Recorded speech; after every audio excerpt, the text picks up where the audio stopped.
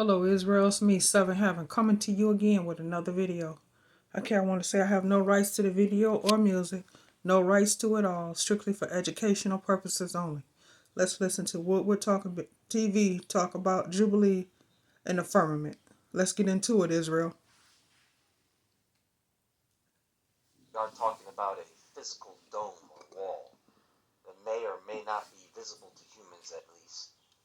But you all very well know that words, especially ancient words that have been coded and then translated, you very well know that there may be several interpretations of that word given the context, right?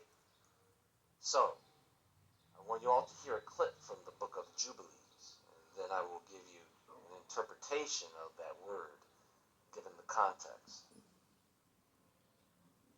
For on the first day he created the heavens which are above, and the earth, and the waters, and all the spirits which serve before him, the Malachim of the presence, and the Malachim of sanctification, and the Malachim of the spirit of fire, and the Malachim of the spirit of the winds, and the Malachim of the spirit of the clouds, and the darkness, and of snow, and of hail, and of hoar frost, and the Malachim of the voices, and of the thunder, and of the lightning, and the Malachim of the spirits of cold, and of heat, and of winter, and of spring, and of autumn, and of summer, and of all the spirits of his creatures which are in the heavens and on the earth. He created the abysses and the darkness, eventide and night, and the light, dawn and day, which he has prepared in the knowledge of his heart. Like I've said before, the reality is these angelic beings who occupy the spirit realm, we try to give it scientific names, but we don't really understand it. We just know how to interact with it. So we do know that it exists. Now keep in mind, I want you to keep track of this. The earth and the waters were created on the first day. No firmament yet, just the earth and waters. Look what else. There's all these spirit beings that serve him, the angels. That's what Malachim are, a rank of angel.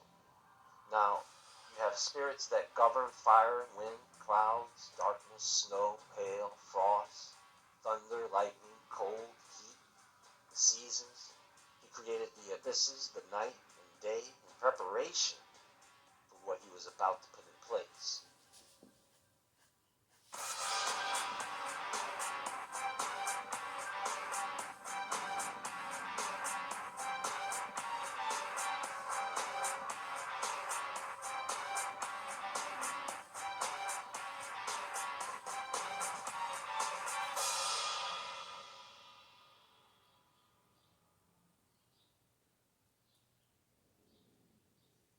If you're tired of spending a ton on all your streaming services, then welcome to Philo.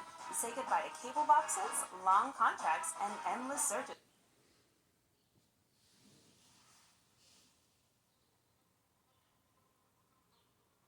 And thereupon he saw his works, and praised him, and lauded before him on account of all his works. For 7 great works did he create on the first day.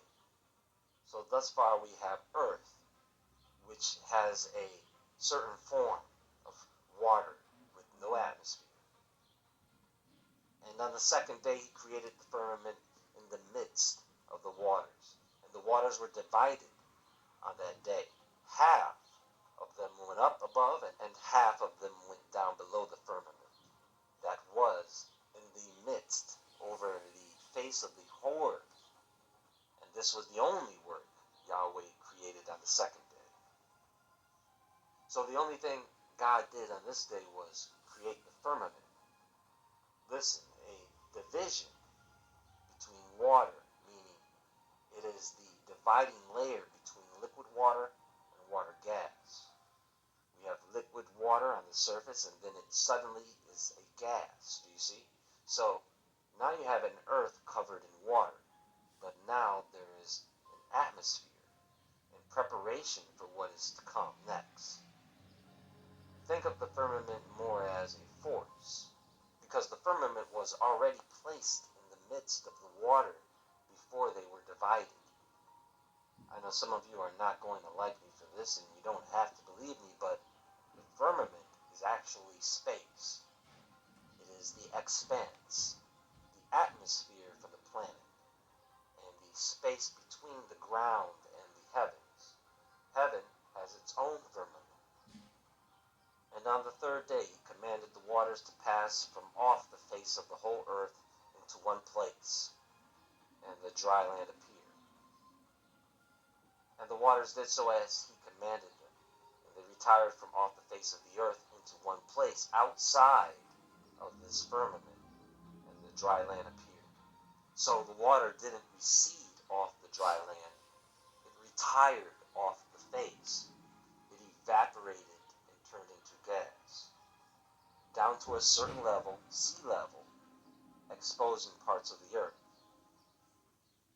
And on that day he created for them all the seas according to their separate gathering places, and all the rivers, and the gatherings of the waters in the mountains, and on all the earth, and all the lakes, and all the dew of the earth, and the seed which is sown, and all sprouting things, and fruit-bearing trees, and trees of the wood, and the garden of Eden, in Eden and all.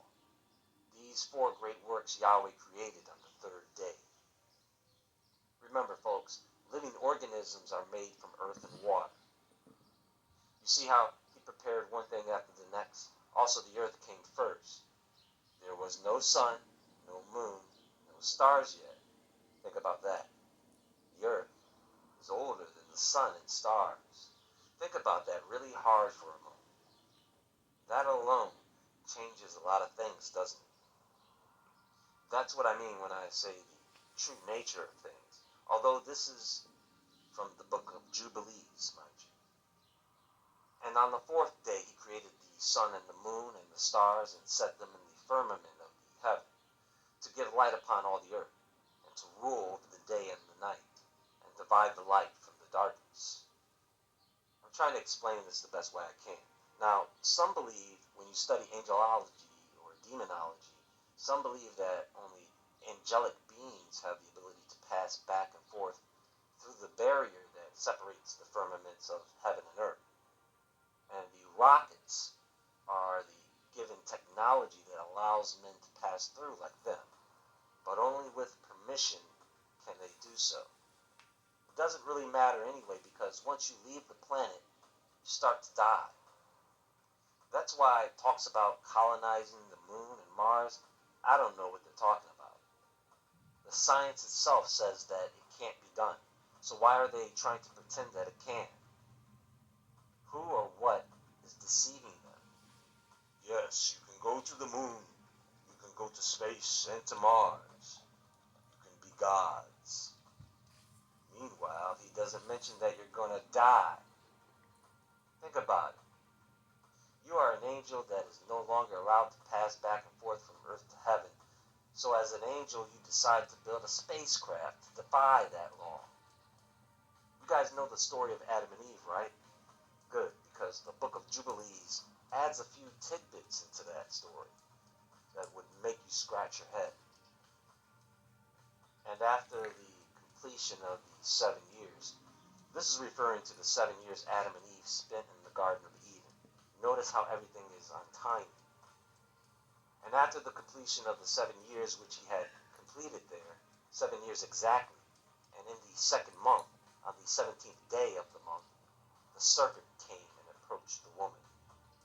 And the serpent said to the woman, Has Yahweh commanded you, saying, You shall not eat of every tree of the garden? And stop. There it is right there. That is the Lord. Do you see? The Lord is in the question he asked her. At that moment, he was trying to act like Yahweh. He was trying to mimic him. Do you see? That's why the question was so powerful to her. By the way, all the animals can talk at this point. Hold on, I'll get to that. And she said to it, Of all the fruit of the trees of the garden Yahweh has said to us, Eat. But of the fruit of the tree which is in the midst of the garden Yahweh has said to us, You shall not eat thereof, neither shall you touch it, lest you die. And the serpent said to the woman, You shall not surely die, for Yahweh does know that On the day you shall eat thereof, your eyes will be open, and you will be as gods, and you will know good and evil. And we all know what happens after that, right?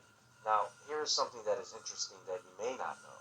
It reads, "And on that day in which Adam went forth from the garden, he offered a sweet Savior, an offering, frankincense, galbanum, and stacte, and spices in the morning with the rising of the sun from the day when he covered his shame. And on that day was closed the mouth of all beasts, and of cattle, and of birds, and of whatever walks, and whatever moves, so that they could no longer speak, for they had all spoken with one another, one lip, and with one tongue."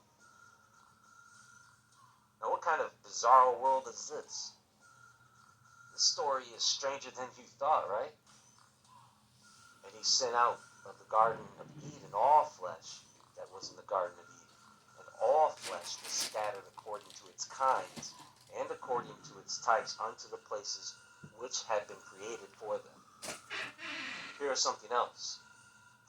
"And on the new month of the 4th month, Adam and his wife went forth from the Garden of Eden, and they dwelt in the land of Eldah, in the land of their creation. And Adam called the name of his wife Eve. And they had no son till the first Jubilee, and after this he knew her.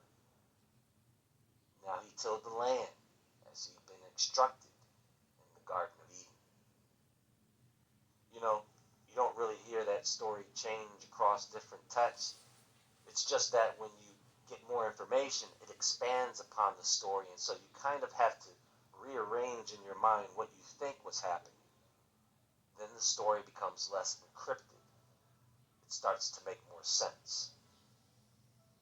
I want to tell you, this book gets interesting. It really does.